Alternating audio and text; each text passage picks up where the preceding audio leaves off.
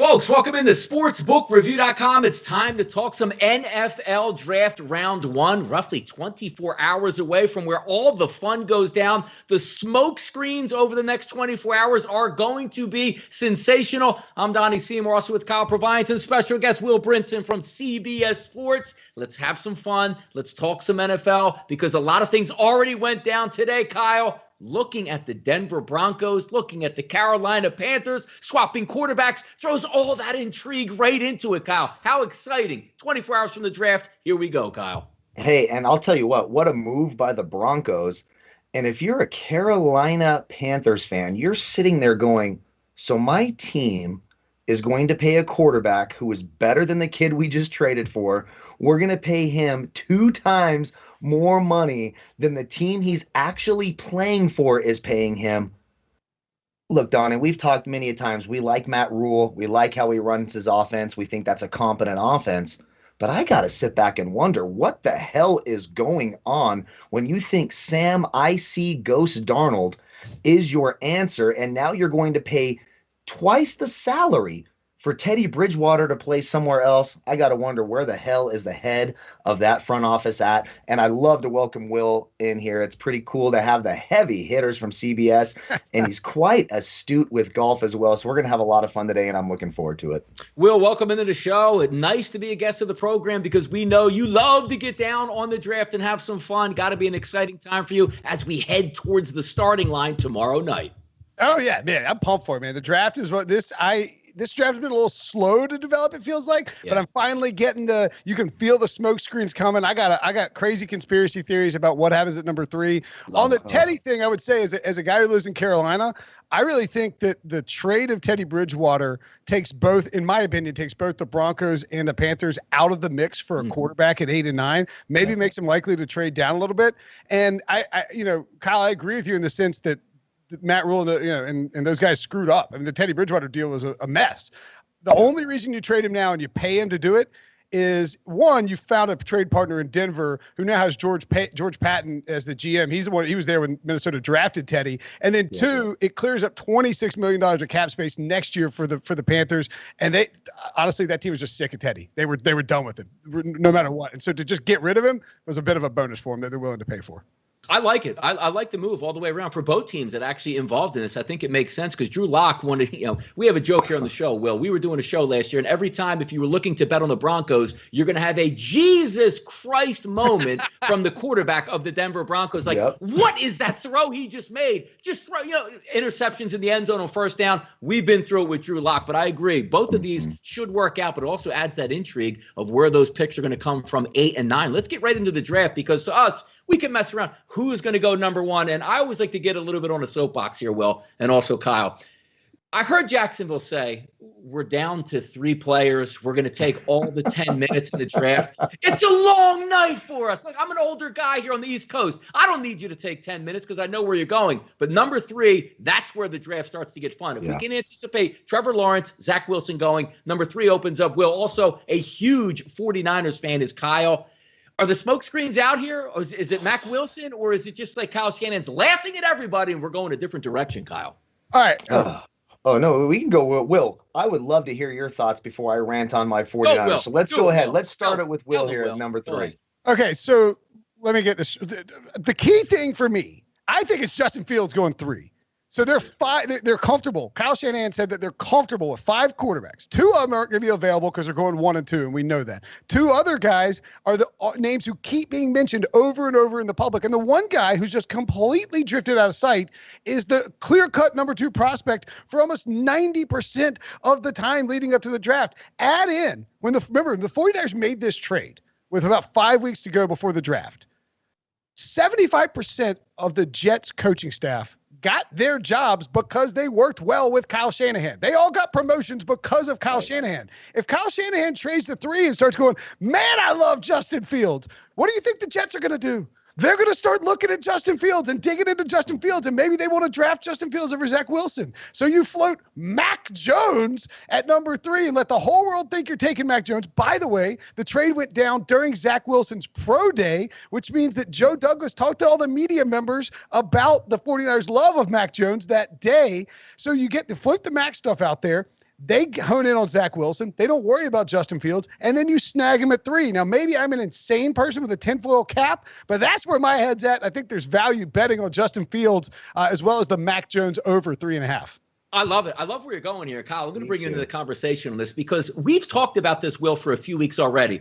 I said, let me get this straight. Let me wrap my head around this. We traded all this draft capital to get Mac Jones, who probably wasn't going to be that high. You may have gotten him at 12 or maybe just had to sneak into the top 10. We thought it would have needed to be a higher upside guy. Whether or not the pick works out, I'm trading up for talent, and what I see is that market difference. And Mac Jones, can he be a good quarterback? Will he be? There's still a lot to be desired. Maybe he does. But if I'm trading up, I need that massive upside. So if I do hit, that's going to be a quarterback for the next 10 years. That's going to be a problem in the NFL. Kyle, coming from your direction as a 49ers fan, I know a lot of people in the Bay Area, the same thing. Like, we gave up all this draft capital. If it's Mac Jones, we riot. What's your thoughts?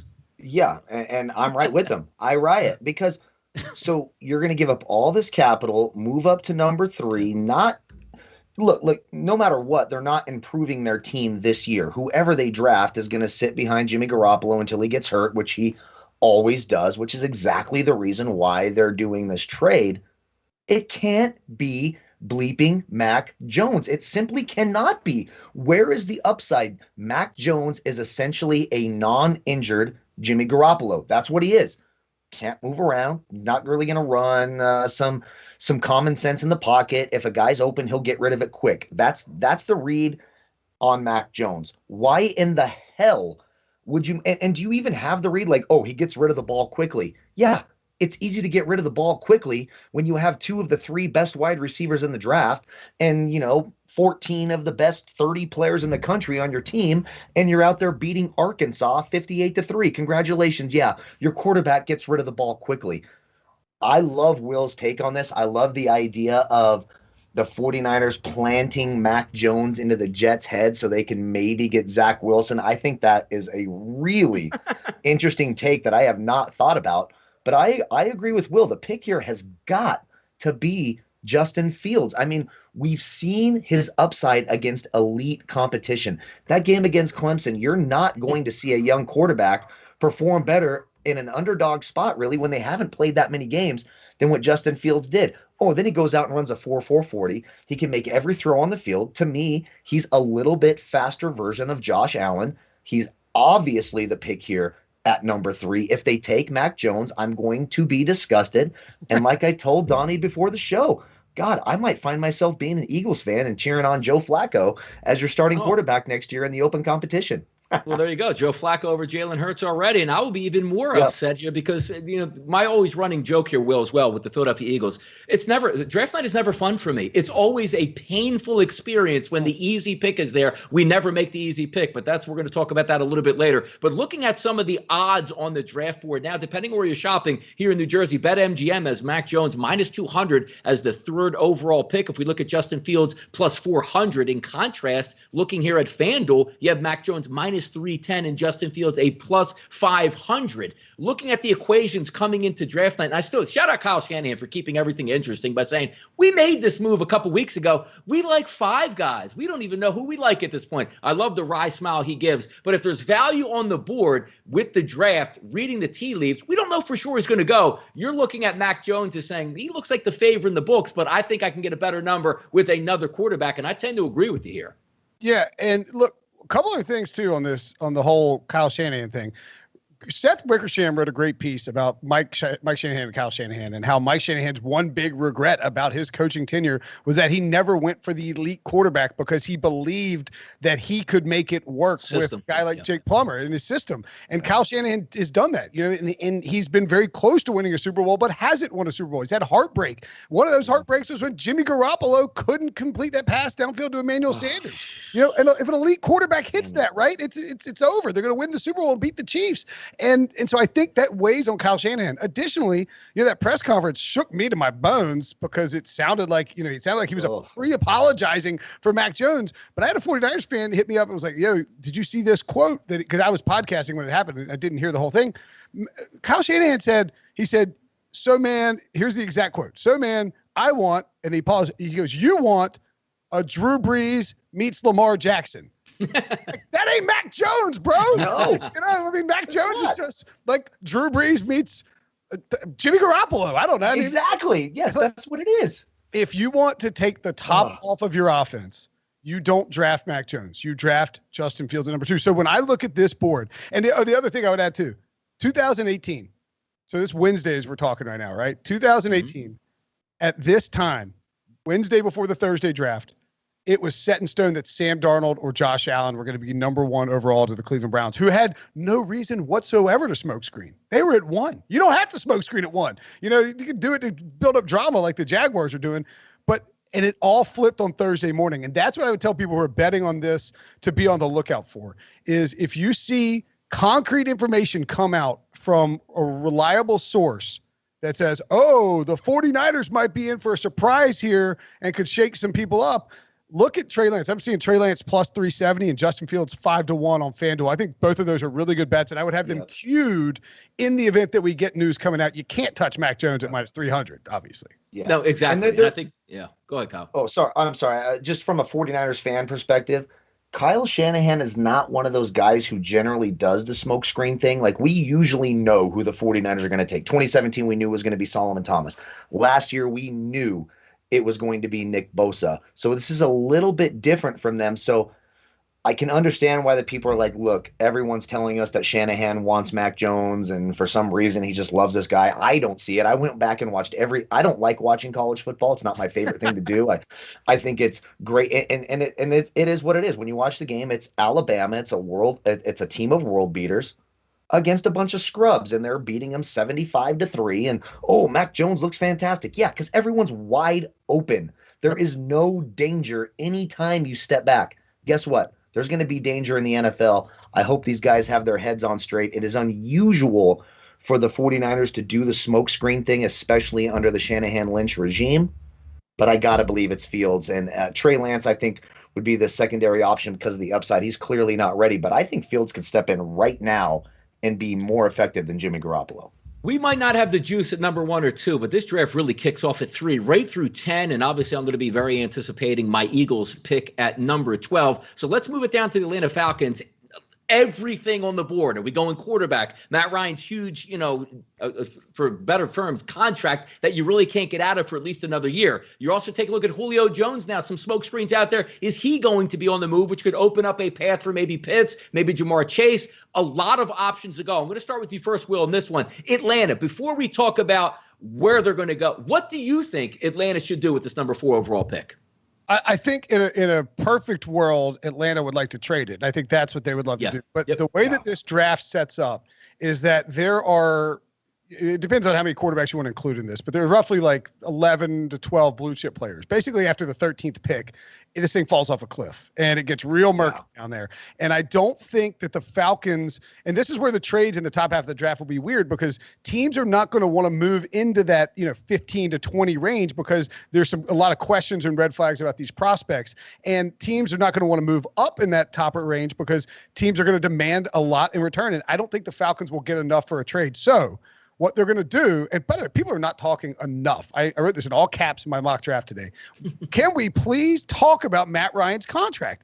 They restructured it. He's not going anywhere. He has a dead cap hit this year of $70 million, and next year it's $40 million. Right. Arthur Smith is coming in to work with Matt Ryan, and when you're working with a veteran quarterback like that who already has good weapons and the Julio Jones stuff going around, I think they just want to clear some cap space there and get him to restructure his deal. You draft Kyle Pitts. You sit at 4 and you draft maybe the best player in the draft, definitely at least the second best player in the draft. It's a no-brainer. Kyle Pitts at 4 to me is a slam dunk for them. It makes the most sense, Kyle. Looking, from your perspective here, going down with the Atlanta Falcons, there is a lot of things they can do, a lot of dominant players, but very rarely when you sit in that, there's a reason why you're at number 4. You are devoid of talent. If you're telling me it's the same way Will is, you're going to get a 10-year caliber 7 or 8 Pro Bowl guy, and you're talking about if there's one guy in this where you could say, I'm going to bet right now who has the chance to go to the Hall of Fame. Pitts has all the intangibles. How do you pass him up? How do you tell your fan base, hey, we traded back on an extra first next year. Now we're drafting 16th, and hopefully this offensive lineman hits. What are you looking at, Kyle? Right, and it's tough. So the Falcons are tough, and everything Will just said is absolutely on point. And But Arthur Blank, the reports are Arthur Blank's like, listen, we don't plan on drafting this high in future drafts, so maybe we want to get our future quarterback. Then you look at the Falcons. What was the problem with this team last year? Their defense was absolutely historically atrocious through the first 8 games of the year. They got better once Raheem Morris took over and all of that stuff. But the other problem was, look, Julio Jones, he's in the trade talks. Of course they should trade Julio Jones. The dude's healthy for 5 quarters a year. The dude is never healthy. When we know we're going to get a healthy Julio Jones, we like that Falcons offense. I mean, we loved it when we're like, hey, healthy Julio Jones, he's going to play this week. You like that offense. You like those team totals when you're betting it. You think they're a live dog. They're basically going to be an underdog every week. So if they're going to throw out the Julio Jones stuff, taking a quarterback, sure. Do you want to let Trey Lance sit for 2 years? There's going to be another Trey Lance in 2 years. On every draft, in every single draft since I have been alive that I have watched, there is always the guy with all the talent from the small school. That's a project that has the upside of Joe Montana and could be the next Johnny Unitas when I was younger because I'm old now. And now could be the next Patrick Mahomes. They got to take the best player on the board, and especially if you can get a guy like Kyle Pitts, who has a lot of Julio Jones qualities. He doesn't have that top-end 4.3 speed that Julio Jones had coming out of Alabama, of course. But he's a game changer and a matchup problem when you have guys like Calvin Ridley, etc. Do the Falcons need defense? Of course. Is there a defensive player that's projected this high in the draft? No, there is not. There just simply isn't. It's very rare from that standpoint because there just isn't that type of defensive player. So Kyle Pitts makes a lot of sense to me. And maybe if you can get a plus number on a Trey Lance here, if he's available, it wouldn't shock me. I think it's, I don't think Matt Ryan's anything special, and I wouldn't mind moving on from Matt Ryan. But Will touched on it beautifully. That cap hit's a massive, massive cap hit. But we've seen teams do that. We've seen them do it this year. So it'll be interesting to see. And you're going to see that cap expand as well. So teams may be a little less afraid of that because as we get out of COVID and as the new TV deals come in and that cap increases, maybe they feel a little less pressure to save some cap room in future years. My money would be on Kyle Pitts, but some plus money on like a Trey Lance wouldn't shock me here. Because we're looking at betting perspectives here. Kyle Pitts is minus 210 to be the number 4 overall pick, which you can say, well, maybe they don't draft him. If they do trade out, somebody's trading in to get Kyle Pitts in that spot.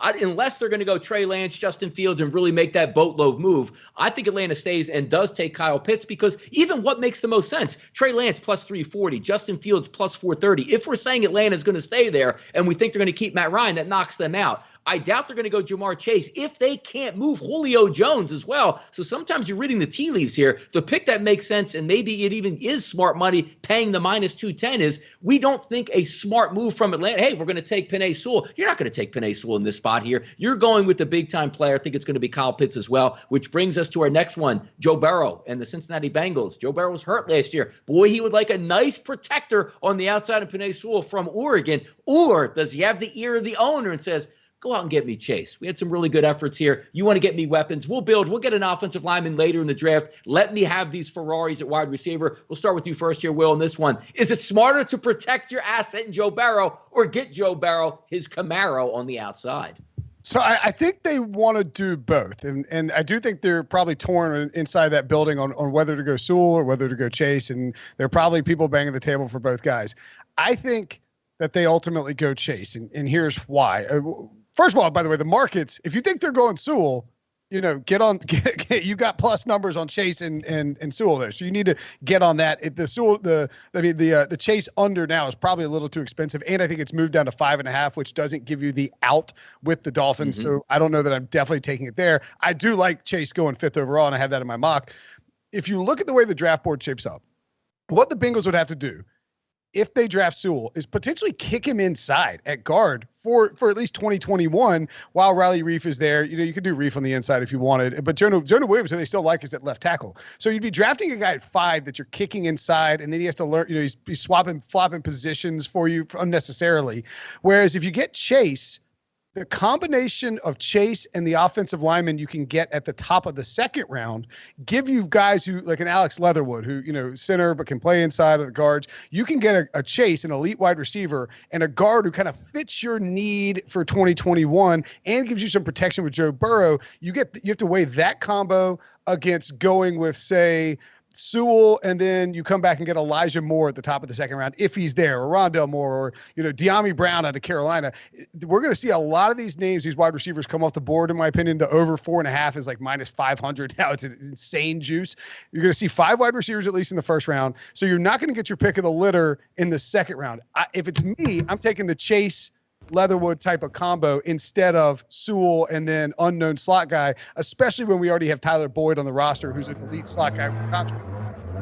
I completely agree with that, because when you're taking a look from a perspective of what Cincinnati needs, the smart move might go offensive line, but when you're drafting in the top 5, there are players that can really make a difference on the outside. And this is no longer 1985 where we're running the football and, hey, maybe the tackle is going to be more important. I understand that you do have to protect Joe Burrow, but if you have a chance to get an elite wide receiver who to me is better than Justin Jefferson, and oh yeah, Justin Jefferson tore up the NFL last year. That is hard to pass on, and always keeping your franchise quarterback happy in the process as well. Kyle, where are you going with the Bengals here? I mean, I think that, listen, I agree with everything that you guys said, and they could certainly use another weapon. You always want to put weapons around a young quarterback. But when you look at Joe Burrow last year, he was dropping back 55 times a game. It was the highest rate of any rookie quarterback in the history of the league. He was the highest rate in the league. I mean, Joe Burrow was dropping back to pass more than Sean Payton was having Drew Brees drop back to pass, more than the Packers were having Aaron Rodgers drop back to pass. For Christ's sake, you need to protect this kid. I mean, he got his leg absolutely blown out. So listen, I think they have weapons there with Boyd and Higgins. Could they use a tight end? Could they use another running back behind Joe Mixon? Sure, that's not going to happen this early. I think Penei Sewell has to go to the Bengals. You have to tell your fan base, and you have to tell your young quarterback, listen, we are going to protect you. We're going to do everything we can to prevent what happened in your rookie year, which was predictable. I mean, Donnie, how many weekends do we sit here and go, Joe Burrow, this is a dangerous, dangerous game they are playing with Joe Burrow, having him throw 55 passes a game. A lot of good defenses in that division. Yeah. Yes, and probably the best defensive division in football, right? I can't think of one. Maybe the NFC West, of course, with the 49ers and the Rams, and the Seahawks did improve after being historically bad through the first few weeks of last year. I think they got to protect Joe Burrow. I'd be really surprised if it was not Penei Sewell. If they're not going to take Sewell, you may as well trade down and get yourself some more assets. There's plenty of wide receivers to have in the first round. There always is. Every single draft, we're talking about 13 or 14 wide receivers who can go in the first round. This is another example of it. I'll be surprised if they don't take Sewell. If they don't take Sewell, I think they trade down. All right, moving on to the Miami Dolphins at the 6th position, which used to be held by my Philadelphia Eagles. And I made the thought process to myself, and I say, I really like the trade back if Kyle Pitts is not there and Jamar Chase is not there. If I'm sitting here on Thursday night with the 6th overall pick, Will, and Jamar Chase is still on the board, which my Eagles could have taken, it's going to be a hurtful night. But what are your thoughts on the Miami Dolphins here and what they do with the 6th overall pick? Yeah, I think it's really interesting because there's a chance that the Dolphins sort of screwed up and did the trade with San Francisco and then the trade back up with Philly to 6, thinking, all right, we're going to get Chase or Pitts because the Falcons are taking a quarterback. And now they didn't look at Matt Ryan's contract. Like you guys you're a professional football team. You might want to examine the contracts. They're out there, guys. And I think that and the reason I really think this is true is because they had the stuff yesterday where they trade Eric Flowers to the Washington football team, right? And then it's immediately leaked that they're moving Hunt to the inside and that they're really interested in Penei Sewell. They did this last year. The whole week of the draft, they're like, oh, we hate Tua. He's disgusting. Tua, he's awful. We might trade down and draft like a running back. We Tua, oh God. And it's like, what are you guys doing? This is so. It's just obvious what you're doing. And it's obvious that they're doing it again. They're trying to get somebody to trade to 4 or to 5 to take Sewell so they get Pitts or Chase. And so I think there's a pretty good chance that what happens with Miami is in my mock and how I think it's going and how my bets are placed. We have Pitts 4, Chase 5, and then Miami is stuck in a spot where it could try to trade down. They won't want to go past I would guess 11, just because I think they do want a playmaker for Tua, because they want to give Tua the maximum opportunity to win this year. So they'll be debating between Penei Sewell and between, in my opinion, Jalen Waddle. And I think they ultimately go with Waddle because he has burst. He's the fastest dude in this draft. I mean, he's incredibly fast. He plays bigger than he is, smaller body. And I think fitting him with Devontae Parker is a nice look for them. I wouldn't be shocked if they went Sewell if they really like him, but I think ultimately they're trying to smokescreen somebody into giving them Chase or Pitts, and they'll quote unquote settle for Jalen Waddle at 6. I will be crying in my crown royal, Kyle, if at number 6, Jamar Chase is there for the taking. So what's your thoughts here on those Miami Dolphins, Kyle? God, the last time I cried in Crown Royal, that means I was getting married. Vanilla, by the way. Vanilla. Yeah, I was getting married. That's how I knew my life was over, and I was about to I was about to lose half of my shit. You know what I mean? Like, that was about to happen. So the Dolphins are very interesting here, and moving up is interesting. And I do, if the Bengals for some reason trade out of that pick or do not take Penei Sewell, it's going to be really, really difficult for the Dolphins to not take him, especially after that Flowers trade. Because you're like, listen, you've got a young quarterback. They just signed Will Fuller, and I know people are like, oh, well, they're not going to take Devontae Smith or a Waddle or a Chase anymore because they took Will Fuller. Well, those are people who don't know a damn thing about the NFL, because the only season that Will Fuller has ever been healthy was last year. And guess what? He got suspended for PEDs because that's the only reason he was bleeping healthy. So do I like Devontae Parker? Do I think he's a really explosive, high upside player? He is, but he's also often injured. Will Fuller, same thing. High upside, explosive player. More injured than anybody. I can't think of a receiver who's more brittle outside of Julio Jones, I suppose, than Will Fuller. So I've heard a lot of talk about Devontae Smith to the Dolphins. I like Devontae Smith. How about a guy like Devontae Smith, right? Just goes out, dominates college football, dominates every good player. And they're like, oh, yeah, the guy who didn't even play last year, he's better than you. He's going to get drafted. Like, what? It feels like Jerry Rice to me. Remember the Jets took Al Toon over Jerry Rice? That feels like the Jamar Chase over Devontae Smith to me. I like Devontae Smith a lot. I think he makes a ton of sense for the Dolphins. He makes a ton of sense. He knows Tua. I mean, just everything lines up beautifully for Devontae Smith here at this pick. I know everyone loves Jamar Chase. I'm not big on players who just sit out a whole year and say, oh, yeah, by the way, I'm ready to come to the NFL. Let's go back to Mike Williams for the Lions and Maurice Clarett out of Ohio State when they tried this whole sit out a year and then play in the NFL. Let me know how that turned out. I love Devontae Smith. I think this is where he ends up. If for some reason Penei Sewell is still there at this point, I think they take a long, hard look at that after that trade of Flowers, because they need to protect this young quarterback.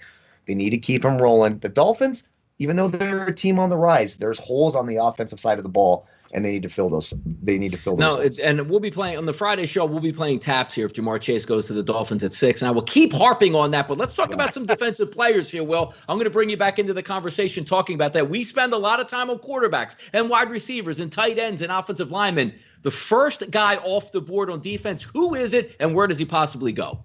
Yeah, I was just looking on FanDuel to try and find those odds. I think that Micah. Yeah.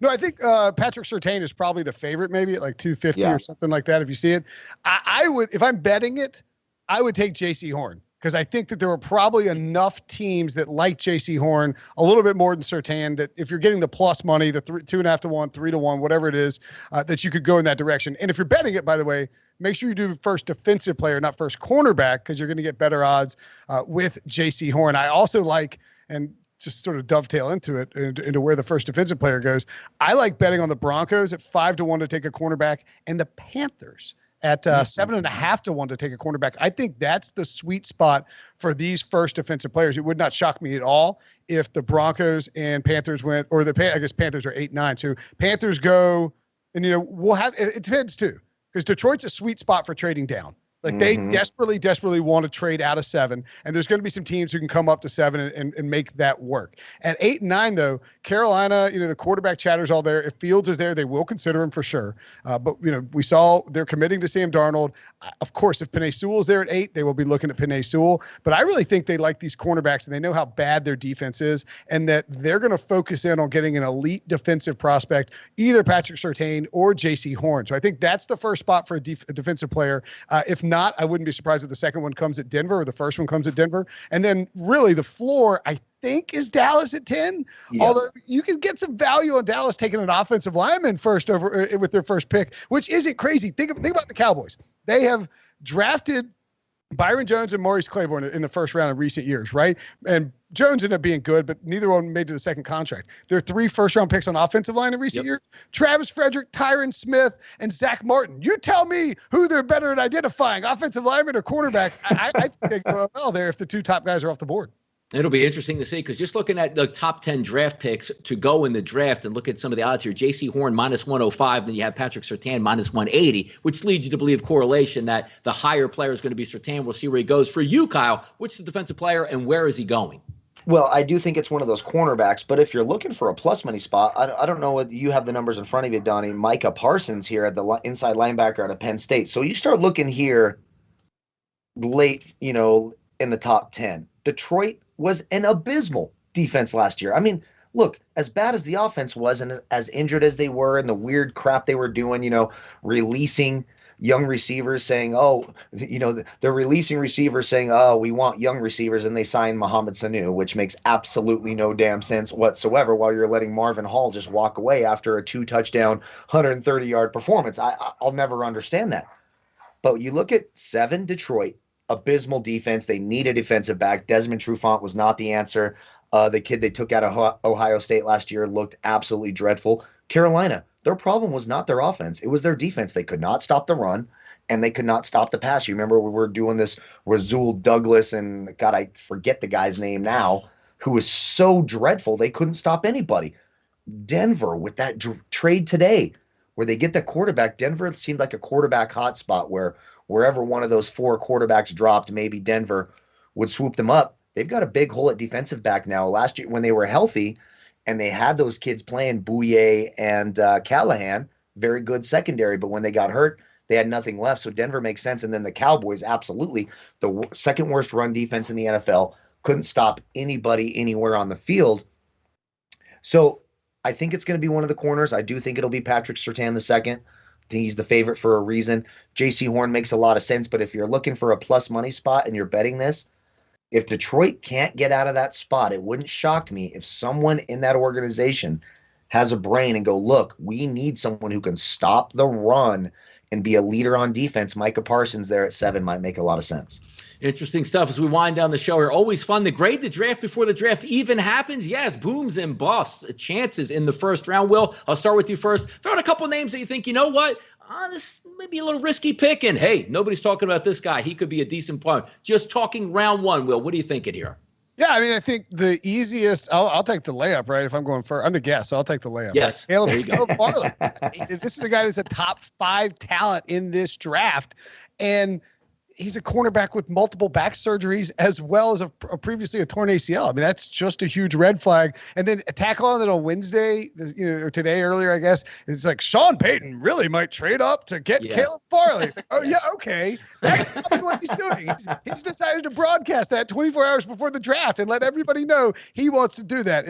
So somebody else will reach up and grab him. And I think the guy that I would say is a boom, and I'm sitting on, this will make my draft. If this happens, I don't know.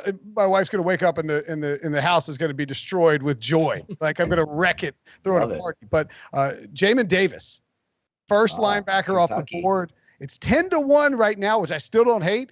But I've talked with my buddy Pete Prisco. He loves Davis, and I was looking at the odds. We got him at 65-1 to be the first linebacker off the board. Yeah, it's just a long shot, but if it hits, dance party at the Brinson household. I think that. So I think, and the Parsons thing too. Google Michael Parsons off-field issues and just correct. Exactly. No, you're 100% correct. And what about the kid from Notre Dame? That's the only other linebacker in the running, right? Koromoa out of Notre Dame would be the only other guy that could maybe go ahead of him. I think that my book had Zaven Collins counting in there too, so that could spoil it if he goes down. Arizona, there's a lot of buzz with Zaven Collins in Arizona, so that could be potentially a problem. But I think Jamin Davis could shock some people with how high he goes because, like I said, guys, after you get outside of those initial blue chip guys in the first 11 or 12, you're going to see some crazy ass names coming in at the back end of the first round. Best part about this is Will Brinson says he will be going crazy. It's the 60-1. He won't even show up on the Friday show if that actually happens there, because he will be partying and going nuts. I will be obnoxiously hungover if Jamin Davis is the first. Kyle does that every day, though, Will, so don't worry about it. Yes, I'll be joining you because it's 7 a.m. for me. That show is 7 a.m. Friday morning for me. It's very early. Kyle, am I imagining this? Or I swear to God that Modelo, the can gets bigger every time you take a sip of it. That's right. That's right. I keep refilling it, and I keep refilling it, and I keep refilling it. I don't mess around here. We don't mess around. Quickly here, before we get out of here, boom or bust in the first round. Give us a name or two that we can look at both sides here. Well, I'll give you the bust right there, and the guy that everyone's talking about to my 49ers. I think Mac Jones is a bust. And listen, you can look at the history of quarterbacks drafted in the first 3 to 5 picks in the last 10 years, and you let me know where the booms are, because they're not there. And most of the quarterbacks aren't even making their second contract. We'll see what happens with Baker Mayfield, and, maybe he continues that nonsense fraud resurgence that the Browns had last year, because they were certainly a fraud. But I do think Mac Jones will be the bust of this. I just don't see it. I don't see what teams liking him.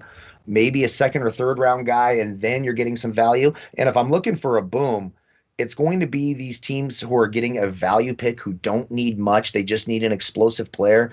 So I look at Edwards-Helaire last year. Clyde Edwards-Helaire, absolutely, and that's the same position. And I think Travis Etienne can be an absolute boom for teams late in this draft. The kid can run the ball outside. He can run between the tackles. He can catch the football. He's decent in pass protection. If a team like Buffalo grabs a guy like Travis Etienne, he is going to be on the radar for Rookie of the Year, and we're going to get a good plus number on him. I think Travis Etienne at the end of the first round makes a lot of sense for boom of the first round. Awesome stuff. Talking the draft. We're about 24 hours out. It's going to be fun. By the way, Friday again, we'll be back at it, rounds 2 and 3. But one of the most fun days of the year is the aftermath of round 1, which I hope for my own personal purposes, the Eagles do not trade back again, and I lose my mind. But hey, makes for really good radio, really good TV. So we'll find out on Friday. Thank you guys for joining us here on a Wednesday afternoon, talking a little NFL draft. I'm Donnie Seymour. He's Kyle Purviance, along with Will Brinson. We'll be back on Friday, 10 a.m. Eastern, right here on sportsbook.com to recap the first round and also take a look at those second and third round picks, giving some information towards that. We are getting out of here. We are ready to go. Thank you for joining us once again. Sportsbook.com. This was your NFL show, round 1 of the draft. Take care.